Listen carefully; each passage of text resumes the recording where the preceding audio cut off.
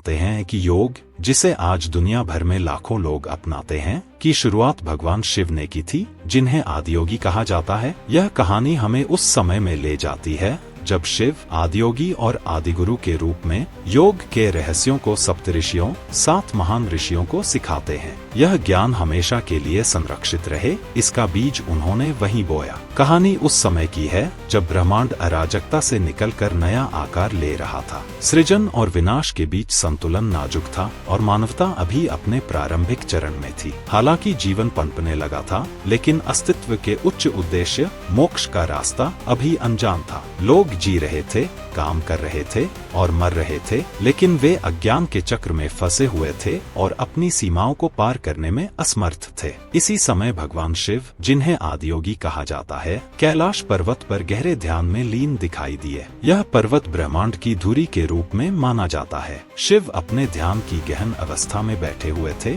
और उनकी उपस्थिति से दिव्य ऊर्जा फैल रही थी। यह ऊर्जा दूर दूर से जिज्ञासु आत्माओं को उनकी ओर खींच लाई, लेकिन उनके पास जो गूढ़ ज्ञान था वह अभी भी उनके भीतर बंद था, सही समय की प्रतीक्षा कर रहा था। किंवदंती के अनुसार यह समय तब आया जब शक्ति, जो ब्रह्मांड की गतिशील ऊर्जा है, और शिव की अनंत संगिनी ने उन्हें यह ज्ञान साझा करने के लिए प्रेरित किया। शक्ति ने मानवता की कठिनाइयों को देखा और समझा कि शिव का ज्ञान प्राणियों में उच्च चेतना जगा सकता है। उनके कोमल प्रोत्साहन से भगवान शिव ने अपनी आंखें खोली और योग का ज्ञान देने का निर्णय लिया। लेकिन शिव जानते थे कि यह पवित्र ज्ञान किसी भी साधारण व्यक्ति के लिए नहीं है। इसके लिए अनुशासन, समर्पण और सत्य की गहरी प्यास आवश्यक थी। इसलिए उन्होंने ऐसे विद्यार्थियों का इंतजार किया जो इस शिक्षा को पाने योग्य हों। कई लोग भगवान शिव के चुंबकीय आकर्षण से खिंचे चले आए, लेकिन अधिकांश उनके ऊर्जा के तीव्र प्रवाह और गहन मौन को सहन नहीं कर सके।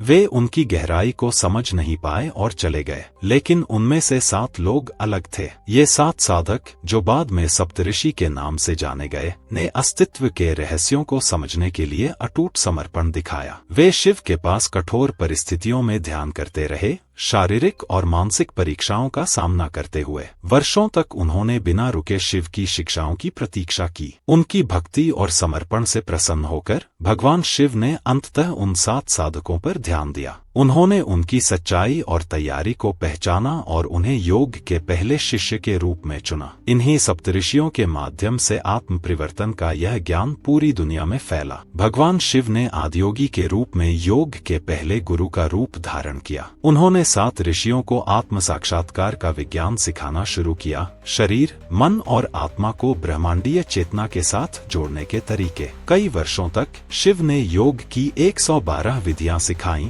जिनमें से प्रत्येक व्यक्ति को अपनी सीमाओं को पार करने और अपनी पूर्ण क्षमता को महसूस करने में मदद करने के लिए डिजाइन की गई थी। आदियोगी की शिक्षाएं अस्तित्व के हर पहलू को समेटे हुए थी। उन्होंने 5 महाभूत या 5 तत्व, पृथ्वी, जल, अग्नि, वायु और आकाश के रहस्यों को उजागर किया और यह सिखाया कि इन तत्वों पर नियंत्रण कैसे संतुलन और सामंजस्य की ओर ले जाता है। उन्होंने सांस की महत्ता और शारीरिक और आध्यात्मिक के बीच के संबंध को समझाया। आसन, मुद्राएं और ध्यान के माध्यम से शिव ने वह मार्ग दिखाया जो मानवता को मोक्ष या मुक्ति की ओर ले जा सकता था। जैसे जैसे शिव ने सिखाया, 7 ऋषियों ने उनके ज्ञान को विनम्रता और श्रद्धा के साथ आत्मसात किया। हर ऋषि ने योग के अलग अलग पहलुओं में महारत हासिल की, यह सुनिश्चित करते हुए कि यह ज्ञान संरक्षित रहे और मानवता की विविध जरूरतों के लिए अनुकूल हो। भगवान शिव ने उन्हें दुनिया के विभिन्न कोनों में जाने का निर्देश दिया ताकि योग की शिक्षाओं को व्यापक रूप से फैलाया जा सके।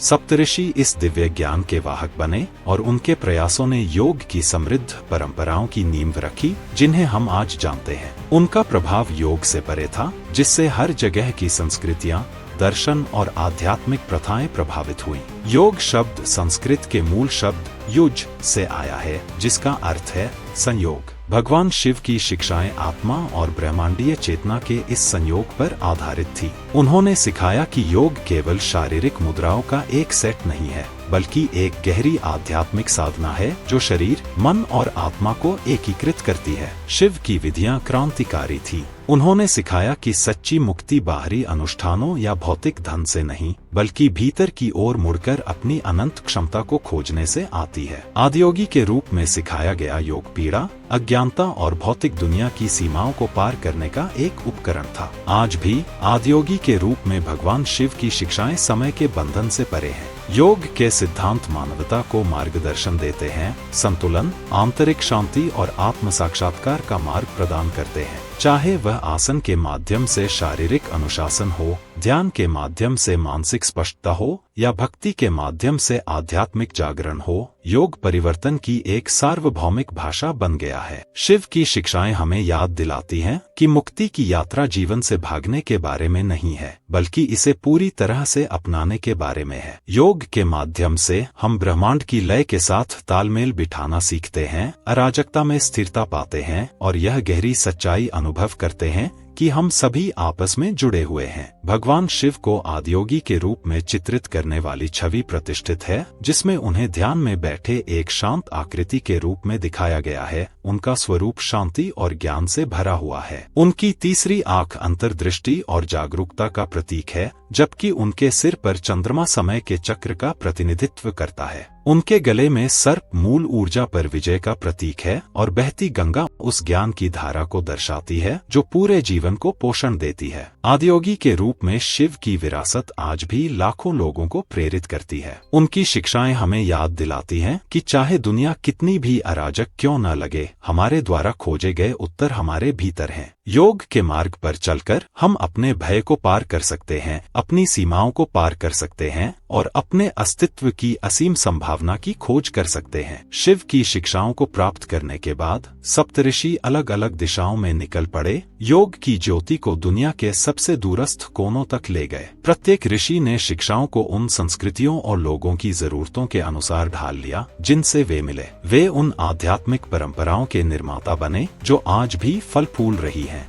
सप्तऋषि न केवल योग के पहले शिष्य के रूप में पूजनीय हैं, बल्कि ज्ञान के संरक्षक भी हैं। उनकी निष्ठा ने यह सुनिश्चित किया कि शिव की शिक्षाएं कभी न खोई जाएं, जिससे अनगिनत पीढ़ियों को योग की परिवर्तनकारी शक्ति का लाभ मिले। आदियोगी की कहानी के मूल में यह याद दिलाना है कि सबसे बड़ा परिवर्तन भीतर से शुरू होता है। शिव ने सिखाया कि मुक्ति केवल कुछ लोगों के लिए आरक्षित नहीं है, बल्कि हर व्यक्ति का जन्मसिद्ध अधिकार है। अनुशासन, भक्ति और आत्म जागरूकता के माध्यम से कोई भी आत्म साक्षात्कार के मार्ग पर चल सकता है। आदियोगी का दर्शन समय या भूगोल से बंधा हुआ नहीं है। यह सांस्कृतिक और धार्मिक सीमाओं को पार करता है, अस्तित्व के रहस्यों को समझने के लिए एक सार्वभौमिक ढांचा प्रदान करता है। चाहे वह सांस को साधना हो, तत्वों का संतुलन करना हो या आत्मा पर ध्यान केंद्रित करना हो, शिव की शिक्षाएं अस्तित्व की जटिलताओं को नेविगेट करने के लिए एक रोड मैप प्रदान करती हैं। भगवान शिव के आदियोगी के रूप में कहानी सिर्फ अतीत की एक कथा नहीं है,